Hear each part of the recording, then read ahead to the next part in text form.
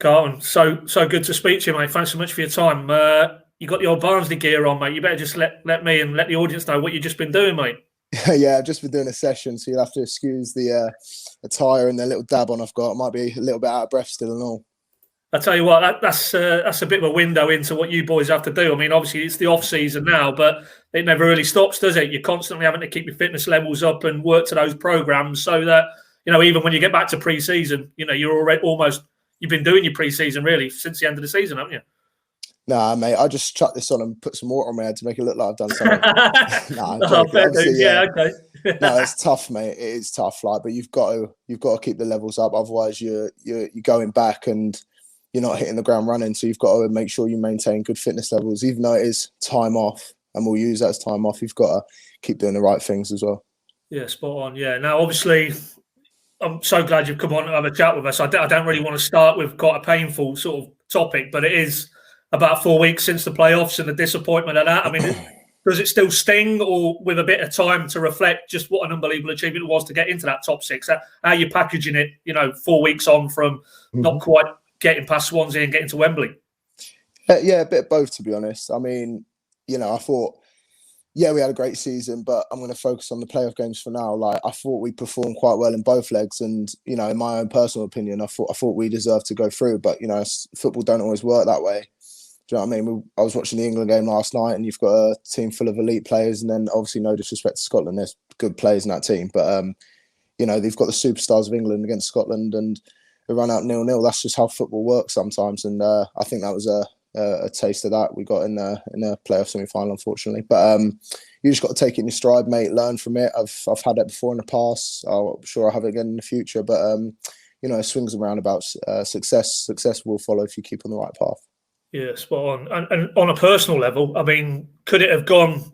Okay, it could have gone a little bit better in terms of what the team did right at the end there. But on a personal level, you moved in January, 7 goals, I think it was, 3 assists, some big goals as well. I think back to the Brentford away win, the Bournemouth away win. I'm sure you got a lot of love from Norwich fans on social after those 2 games, given they were sort of both rivaling Norwich. But when you signed, you obviously had expectations of how it could go. But now looking back 6 or 7 months on, a little bit more than that, has it exceeded your expectations so far? It looks you and Barnsley look to be a really good fit.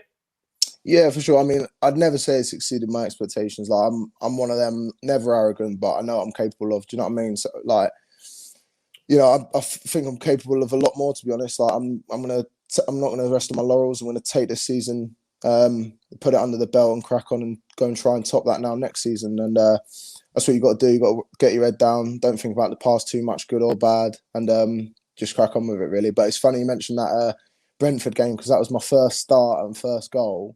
Yeah. And then the amount of Norwich tweets flooding in, because Brentford were, I think it was tight at the time. Yeah. And it was a big fail. It was a massive result for us, obviously, but the Norwich fans loved it and also.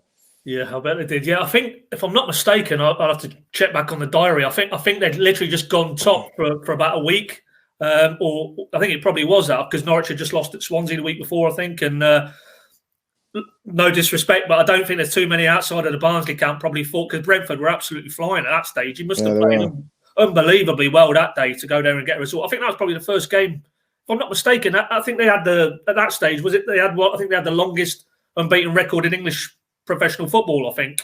Yeah, maybe, I don't know. Honestly, just our squad mentality, we don't worry about any of that sort of thing. We just go right after it. That's why I love being part of this team, because whether it's Chelsea in the FA Cup we're playing, or I don't know, whoever else, it's the same attitude, and we attack it every time.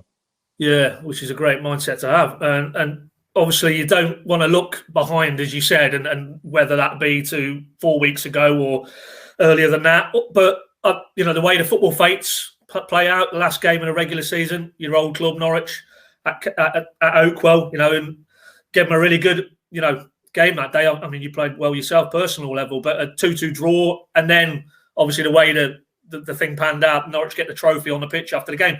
I just wondered, because I was watching you actually after the final whistle there, and you were speaking to a few of the Norwich lads, and I'm sure you were wishing them well and maybe reminiscing a little bit as well. Was there no part of you, when Grant Hanley goes up to that little stage that was erected and is lifting the trophy, are you thinking, if things had slightly panned out differently, that could have been me, I could have been part of that? Because I always go back to again, don't want to take you down a painful memory, but the playoff final for Shrewsbury, you and Ben Godfrey had an unbelievable season, got to Wembley twice that season.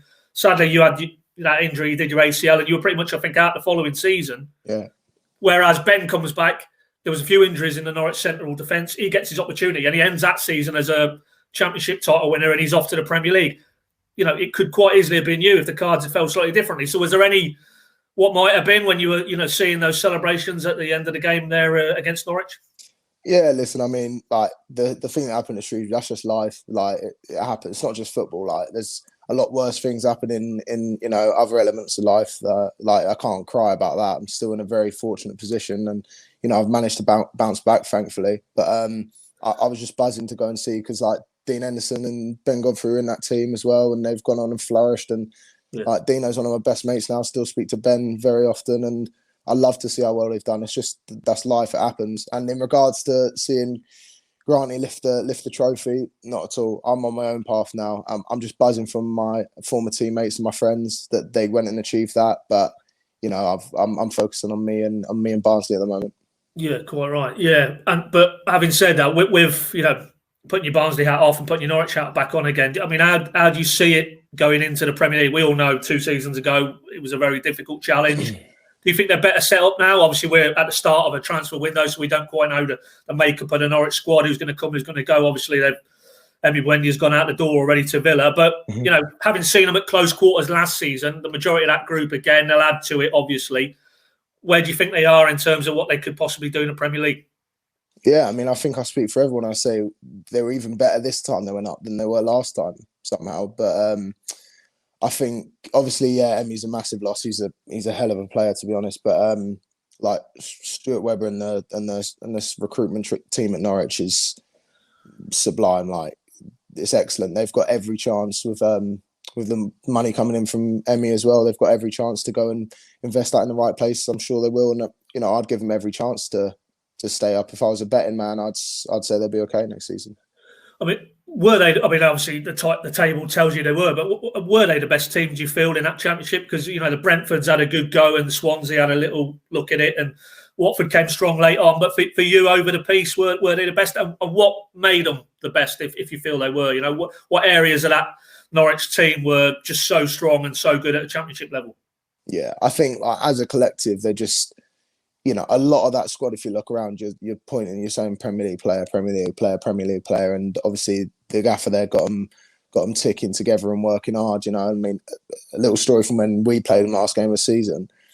Every time I got Max Aaron's 1v1, I'd like go down the line, I'd try and chop back and get across in the box, and Emi's in my face straight away on the double team. Like, they're quality players that are working their socks off for the team, and like that's what it takes to have success. And so, I think they'll be fine, to be honest. Yeah. I've got to pull you up on that. You don't think that was a foul on Obama Daly, though, mate, for that? That was it the first goal you scored that day? Because I'm pretty sure Tim Krul thought that was a foul, no doubt about it. Don't know whether I've seen it back.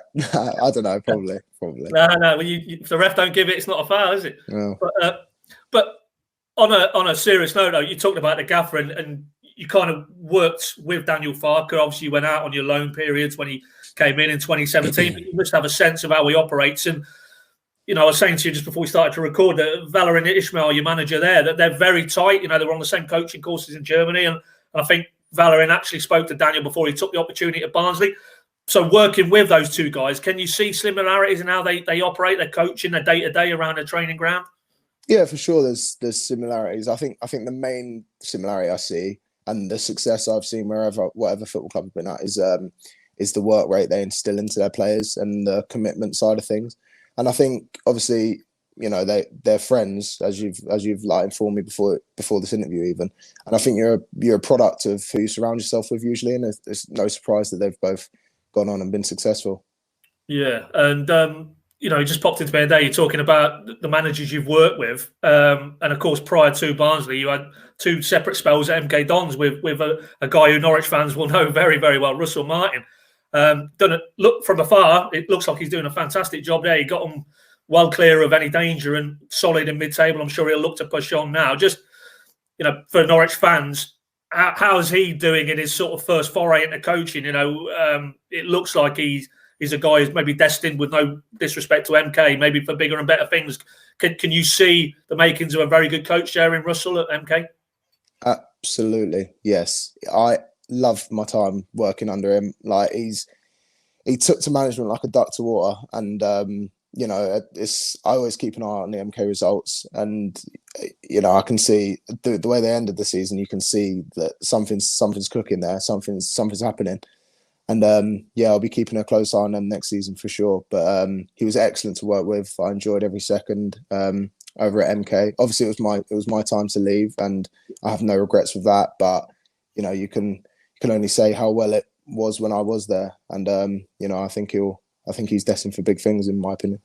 I mean, again, just looking at it from a distance, there seems to be, you know, he seems to be a very innovative coach in terms of he very wedded to that possession-based style. I mean, can you see that in him, that he's obviously taken bits from all the managers maybe he's worked with before, but he's very much his own man, because there was once or twice during the season maybe the results weren't matching the possession, and he said that you don't need to talk about plan B, C, D. You just need to do plan A better. I mean, can you see a guy who's going to do it his own way in his coaching career? Very much. Yeah, definitely. I think you see coaches that do that already and are at the very top. So why not? I think you use the word there, innovative, and that's a great word to describe Russ, and obviously the assistant Luke there as well, because they're not scared to try things, and I think it breeds for exciting football. Yeah. Well, I mean, was that, you said you had to make your decision when you left to take up the opportunity at Barnsley, but you know, speaking to Russ, they were desperate to keep it. He really felt you were almost becoming a focal point for that team that he was building there. So without, you know, putting two and two together and making 4 or 5, but clearly it would have looked like MK might have wanted to keep you there on a more permanent basis. So was that a difficult decision for you ultimately back in January? Yes and no, because obviously, you know, they're in different divisions. You know, they've got different sorts of backing. So, you know, the move to Barnsley was kind of a no-brainer for me, because, you know, it is a big, well-established club, and, you know, they're sitting pretty in the Champ, and, you know, I've always wanted to prove, obviously I had a stint in the Champ before, but I've always wanted to prove properly that, you know, that's sort of my level, you know, if not higher. So it wasn't, but if I would have stayed at MK in the long run, fine, but, you know, it's worked out even better for me now. Yeah, and to be fair, just to bring it to a conclusion, I was going to ask you about that, and you've touched on that, about what for you next now. I think I'm right in saying you've got another 2 years of you at Barnsley on your current contract. So what are the aims, both on a personal level, because, you know, you're 25 now, you've got your peak years ahead of you, you've amassed so much experience with all these loan spells, and you've had the disappointment of those injury periods. So it feels like maybe your best years are clearly ahead of you. What do you see now over these next couple of seasons, and also on a broader level with Barnsley? Because you only have to look at the team who've emerged out of the playoffs. Brentford, they didn't do it at the first attempt. They built and continue to build, and have got to the point now where they're in the Premier League. So really exciting times, it looks like. But on a personal level, and also with Barnsley, what do the next couple of seasons you hope look like for you? Yeah, I mean, Paddy, I feel old. I'm 25, but you're not old, mate. Compared to me, you're not old, mate. Trust me. I feel like I've had years in the game already, and something that's taught me is to just enjoy the ride for the main thing. Like, yeah, sure, I have my personal little targets and goals that, you know, I like to keep locked in here, but apart from that, the main takeaway for me is just enjoy the ride while I'm here. My dad always tells me it's not going to last forever. It is a short career, and it is. So you've got to enjoy it while you're doing it. Yeah, it's a good response. And I guess, as you say, when you've had those, because you were very open and very honest about the mental aspect when you're out for a long time injured, I guess that pays not to look too far into the future, does it? Just live in the moment, and if you're doing well now, just continue, and the rest will take care of itself, I guess. Exactly, mate. Like obviously the mental sides of the injury and that, and man, I'm talking like I was, you know, it's proper serious. It was only a year out. Like, it's not the be all and end all, but it did build my character a lot. It built me as a person. I'm almost thankful for the experience, because it's helped me not only football, but, you know, as a man as well. So yeah, just enjoy the ride. Yeah, spot on. Yeah, just on a final note, I mean, you know, you'll always forever have your place at Norwich, because you were part of that really special group of FA Cup winners, Youth Cup winners. You know, I think it was the first time in 30 years, and who knows, it might be another 30, 40 years. So whatever else happens in your career, you are in a very illustrious group. But I just wonder, do you still, as difficult as it is because you're all spread here, there, and everywhere now, do you ever manage to keep in touch with those boys and how they're doing in their various careers, various different levels of the game? Yeah, absolutely. I still follow a lot, if not all, on like social media and whatnot. I still speak to Josh and Jake a lot. Yeah. Cam McGeehan, Harry Toffolo. There's a lot of friends I've still got. I still talk to, and shirt swaps and that when we play against them, etc. So it's great. It made friends for life, really. That whole experience, and obviously I spent 15 years at Norwich, so it's always going to have a place in my heart. Do you know what I mean? Yeah. Was it as long as that? 15 years? Yeah. Yeah, I was there when I was 10, 11, and left when I was 25. Yeah. Wow. Yeah, that's a long time. Yeah, that is a long time. Yeah. But like I say, I mean, really, you break it down. You were within a game or two of going into the Premier League with them. I mean, that's how fine the margins are. So, who knows what's next for both you and Norwich, to be fair. Exactly. Who knows?